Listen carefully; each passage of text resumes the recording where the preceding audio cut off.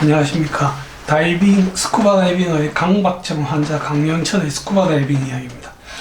오늘 제가 잡은 주제는 난원공 개존증 PFO라고 하는 이 주제를 가지고 한번 말씀을 드리겠습니다. 우선 이 PFO의 용어에 대해서 한번 간략하게 설명드릴게요.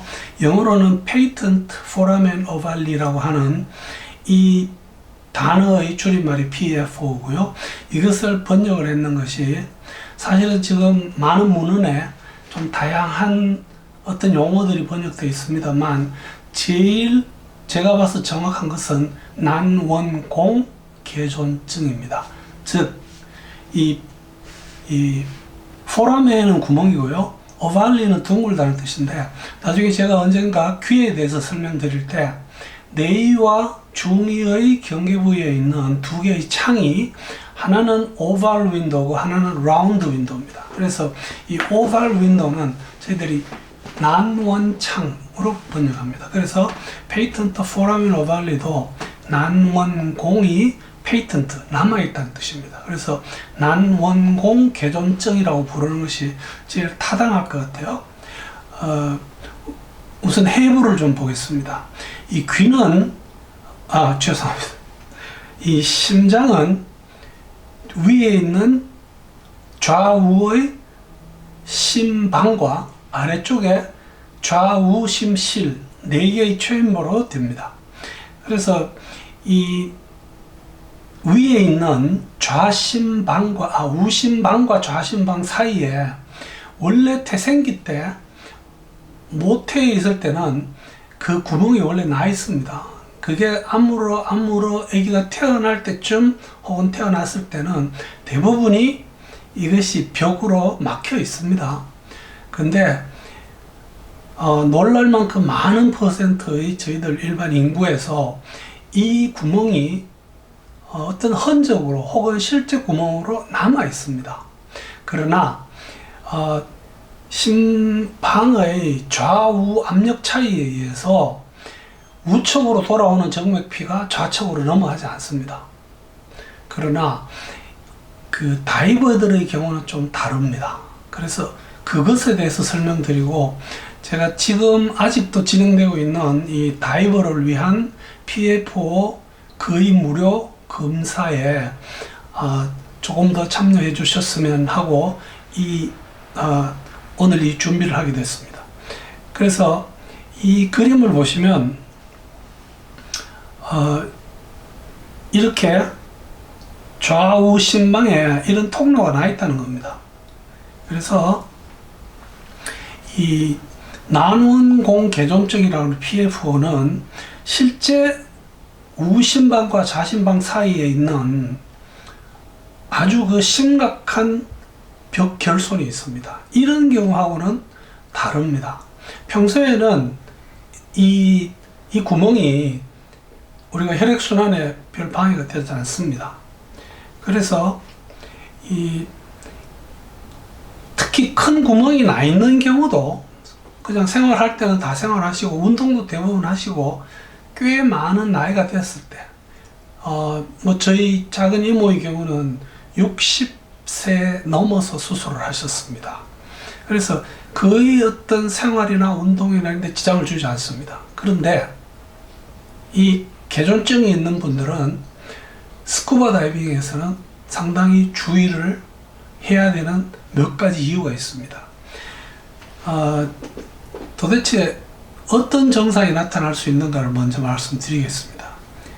감압병의 증상은 다 나타날 수 있겠습니다. 즉 PFO가 있는 분들은 어떤 형태의 다이빙을 하고 나면 우측으로 들어오는 어떤 질소 버블이 좌측으로 바로 넘어갑니다. 원래 우측으로 들어온 버블은 우심방에서 밑에 우심실로 가서 다시 거기서 폐 쪽으로 가야 됩니다. 그래서 폐에서 그 질소 버블은 빠져나오게 됩니다. 그러나 만약에 어떤 경우에 우측으로 들어온 버블이 좌측으로 바로 넘어가게 되면, 이렇게 되면 실제 질소 버블이 몸에서 빠져나가지 못하고 우리 몸 전체 혈액순환 안으로 들어가게 되는 거죠. 그것이 바로 감압병입니다. 그래서 이 PFO가 있는 분들은 다이빙을 할 때 뭐 조금 주의를 해야 될 부분을 잘 주의를 하면, 또 PFO가 있고 PFO가 심한 분들도 많은 경우에 안전하게 다이빙을 하고 있습니다. 그러나 어떤 특수한 경우가 생기면 이 PFO가 감압병을 일으키는 요인이 될 수 있습니다. 도대체 이 PFO라는 어떤 현상이, 상태가 어느 정도 되는가 하면 전체 인구의 믿거나 말거나 20에서 25%로 보고가 되고 있습니다.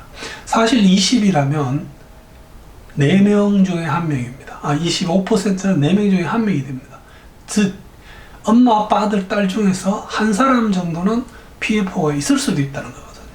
그래서 이 부분이 사실은 이 잠수의학에 PFO가 어떤 기여를 하는가가 발견되고 나서부터 다이버들에게 굉장히 주의를 요하는 어떤 주제로 등장이 됩니다. PFO가 있는 분들은 평소에도 없는 분에 비해서 편두통을 호소하는 어떤 빈도는 없습니다. 뿐만이 아니라 PFO 환자들이 일반인에 비해서는 중풍의 위험성도 좀 높아집니다. 그래서 발견하면 이것을 어떤 조치를 해주는 것이 더 안전한 걸로는 되어 있습니다.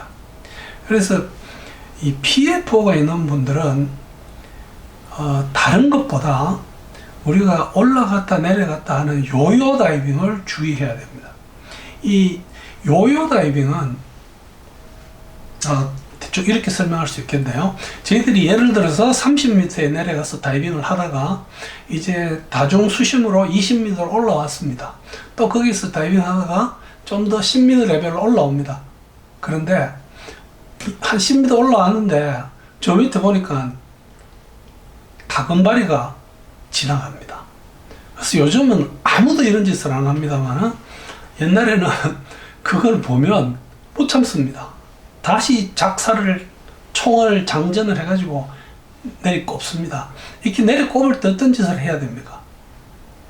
압력 평형을 해야 됩니다. 즉, 이 말은 내 몸속에 버블이 있는데 우측으로 들어와서 그냥 배로 가서 다 빠져나갑니다, 지금.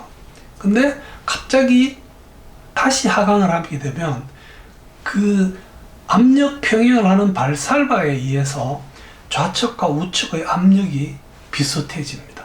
이러면서 우측에 있는 버블이 좌측으로 구멍이 있는 사람은 밀려 들어가게 됩니다. 이것이 바로 PFO의 다이버에 있어서의 중요성이 됩니다. 이것을 발견하게 된 것도 결국은 저희들이 그 구멍이 있는가 없는가를 검사하기 위해서 어떤 짓을 하는가 한번 볼게요. 이 PFO를 검사할 때는 저희들이 인공 버블 정맥 주사를 하고요.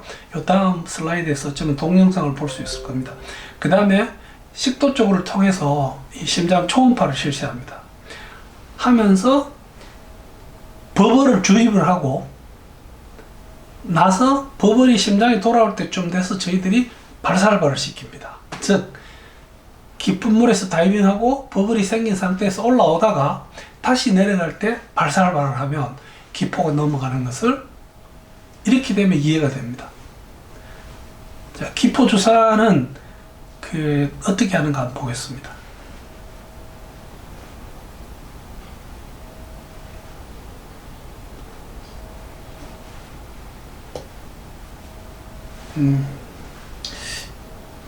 이게 동영상이 지금 뜨질 않네요. 이 팔정맥에다가 생리식염수와 일반 공기를 넣었다 뺐다 넣었다 뺐다 하면서 섞습니다. 섞어서 바로 밀어줍니다. 그러고는 이렇게 심장 초음파를 하게 됩니다.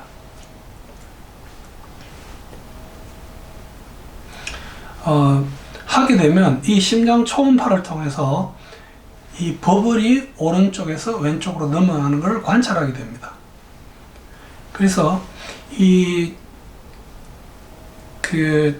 검사를 지금 어느 병원을 딱 지정할 수밖에 없는 것이 이 다이버를 위한 PFO 검사의 프로젝트가 그 경기도 부천에 있는 세종병원의 심장내과하고 처음 이것을 제가 지금은 아닙니다만 한국에서 댄을 그 다이버 얼러트 네트워크를 대표한 적이 있습니다. 그때 협의를 해서 약 5년 전에 이 검사를 시작을 하게 됐습니다. 그래서 이 검사하게 되면 검사 결과가 이렇게 나옵니다. 여기 이 글씨가 작아서 잘 안 보이시겠지만, 이 사람은 이런 이유로 PFO가 맞겠다. 그래서 검사하고 나서 그 다음 처치를 어떻게 하는가 하면, 여러분 PFO가 있습니다. 당신 다이빙 그만두십시오. 이렇게 하는 게 아닙니다. PFO가 있는 분들도 대부분이 워낙 안전하게 잘 다이빙을 하고 있으니까요. 그러나 주의해야 될 사항은 간단하게 설명을 드리고, 당신이 PFO가 있다는 말은 안 해줍니다. 물론 궁극적으로는 알게 되겠죠. 그러고는 3개월 이후에 그분에게 저희들이 이메일로 추적을 합니다. 그때 추적 설문지가 이거고요. 그 옆에 있는 것이 6개월 지나면 또 추적을 합니다. 그래서 이 정도까지 갔을 때까지 한 번도 감압병이 안 나타나면 괜찮은 거죠. 그러나 이 중간에 본인이 어떤 이상한 증상을 알았는데 이게 감압병까지는 아닌 것 같고 이렇게 헷갈리시는 분들을 위해서 이 병원 간호사가 저한테 이런 경우가 있는데 당신의 의견은 뭡니까? 이렇게 물어봅니다. 그러면 제가 판단해서 아무래도 이분은 PFO가 있는 것 같다. 그 다음에 감압병 증상이 맞다. 그렇다면 지금 또 기다릴 것인지 아니면 이 PFO는 수술을 해서 해결하고 다이빙하는 게 좋겠다. 든지를 결정을 합니다. 그러고 나서 그 분에게 연락을 하고 여러분이 이 시술을 하게 됐습니다. 그래서 이게 저희들이 처음 연구조사하게 됐던 어떤 그런 이야기인데요. 그 심장병원에 있는 이현종 박사님, 저하고 같이 다이빙 하시는 분이고요. 그 다음에 저하고 해서 14년 3월에 시작했습니다. 그리고 지금 19년 4월까지 약 150여 명을 조사를 했고요. 저희들이 이 조사는 그 다이버에게도 중요하지만 이 심장내과나 또 저처럼 잠수의학에 관심을 가지고 있는 의사들에게는 대단히 중요한 이슈이기 때문에 저희들이 이 검사의 어떤 정확도 이런 것을 위해서 목표 수치를 한 200분으로 잡고 있습니다. 검사는 거의 무료로 진행됩니다. 이 PFO 초음파는 무료로 진행됩니다. 그러나 그 이외에 다이버에게 필요한 거의 모든 검사를 다 해드립니다. 심전도, 가슴 흉부 엑스레이, 피검사 이런 걸 대충 해서 조사를 하게 되는데 와서 검사 받으신 분들은 뭔가 이 검사에 대해서 관심이 있든지 아니면 지금까지 내가 다이빙 해오면서 뭔가 불편한 점이 있었다 이런 어떤 이유가 있어서 그런지는 모르겠습니다. 이 150여 분 중에서 우리가 정상적으로 25% 정도의 그 PFO가 나타나면 괜찮은 거죠. 원래 그렇습니다. 그러나 지금 저희들이 한 검사에는 사실은 그 빈도가 이거보다 훨씬 높습니다. 그 다음에 PFO가 또 있는 분이 또 감압병 증상을 나타내는 분의 빈도도 어마어마하게 높습니다. 그래서 이게 지금 그냥 제가 판단하기로는 그 이현종 박사님한테는 미안합니다만은 이 검사에 오염을 시킨 주범이 제가 아닌가 이런 걱정을 하고 있습니다. 어떤 분이 전화가 와서 제가 이렇게 다이빙을 하고 이런 증상을 겪는데 어떻게 할까요? 라고 물으면 제가 판단해서 이분은 PFO 같아요. 그러면 가서 검사 보라고 권하는데 이게 문제가 뭔가 하면 사실은 일반인들에게서 PFO가 정말 얼마나 있고 또 PFO가 있는 분들에서는 감압병이 얼마나 있는가를 검사하기 위한 지금 이 조사인데 이미 PFO가 있는 분 있다고 제가 생각되는 분을 자꾸 권했기 때문에 이게 내가 감압병 걸렸다고 이야기하면 이 박사님 죄송합니다. 가서 검사 왔는데 너 감압병 걸린 적 없다고 이야기하라고 했습니다. 이게 저희들이 그 처음 PFO 검사할 때 이게 의사 한 분, 두 분이 아닙니다. 이현종 박사님을 위시해서 그 진단 방사선과 그다음에 그것을 하기 위해서 그 혈관 뭐 이렇게 조영술을 하시는 분들은 또 소아과에서도 하고 이렇게 여러분들이 모여서 지금 이것을 하고 있어서 한번 처음 이것의 어떤 취지를 설명하기 위해서 만들었던 그런 슬라이드들입니다.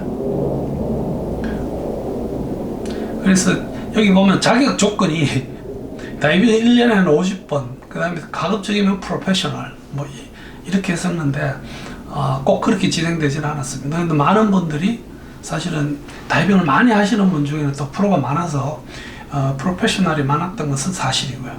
그래서 이 절차는 뭐 그런 식으로 처음 검사하고 있다 없다 판단한 그 검사에서 나오면 있건 없건 또 이렇게 죄송합니다. 3개월 후에 이분이 그동안에 어떤 겪었는 증상이 있는지 확인하고 6개월 후에도 다시 증상을 확인하고 이렇게 합니다.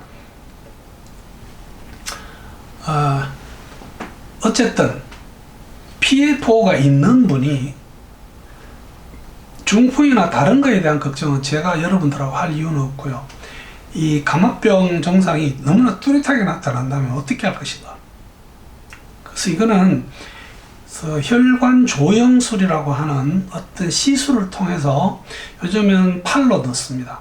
혈관을 따라가서 우측 심방으로 들어가서 좌측 심방과 사이에 나 있는 그 구멍을 찾아서 그 구멍 안으로 이렇게 생긴 스텐트를 넣어줍니다.